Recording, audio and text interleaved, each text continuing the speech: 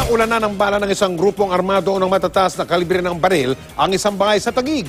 Nasa loob po ng bahay na yon ang target ng mga salarin, isang retiradong polis kasama ang kanyang pamilya at mga bisita. Nakatutok si Emil Sumangil. Eksklusibo. Sakay ang mga suspect ng isang kulay puting AUV. Paghinto ng sasakyan, isang lalaki ang bumaba at binaklas ang lock ng gate gamit ang bolt cutter. Sunod ang isang lalaking naka-shotgun, pumasok sa binuksang gate at mga kasamahan na armado rin ng matataas na kalibre ng baril. Hinalugog ang lugar. Maya-maya nakita ang CCTV camera na nakatutok sa kanila. Walang habas itong pinagbabaril. Namuti ang kuha ng security camera dahil sa nagpulbos na konkretong tinamaan ng mga bala.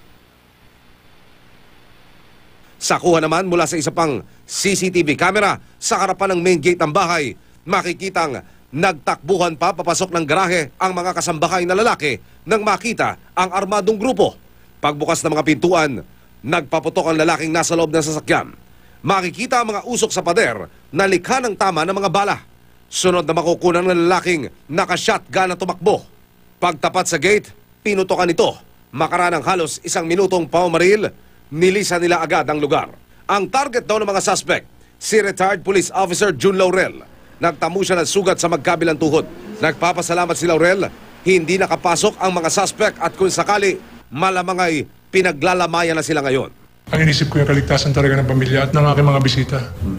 Kahit alam po na pumuputok na, sinarado ko pong pilit ang pintuan. Sa loob po ng 1 minutong mahigit na kami pinuputukan, wala po akong magawa kundi kumover ako sa poste.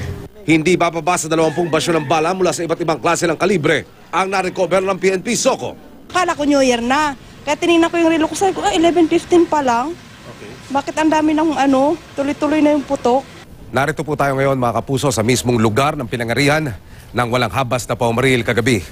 Makikita nyo po ang tama na mga bala na ayon sa PNP SOCO sa kanilang inisyal na pagsisiyasat ay mula sa kalibre 45, M16 at yung shotgun.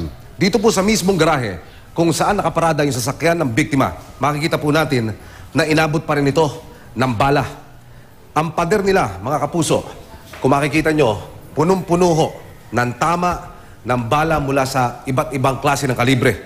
Dito sinasabi ng biktima ang kanilang lokasyon bago maganap ang pamamaril.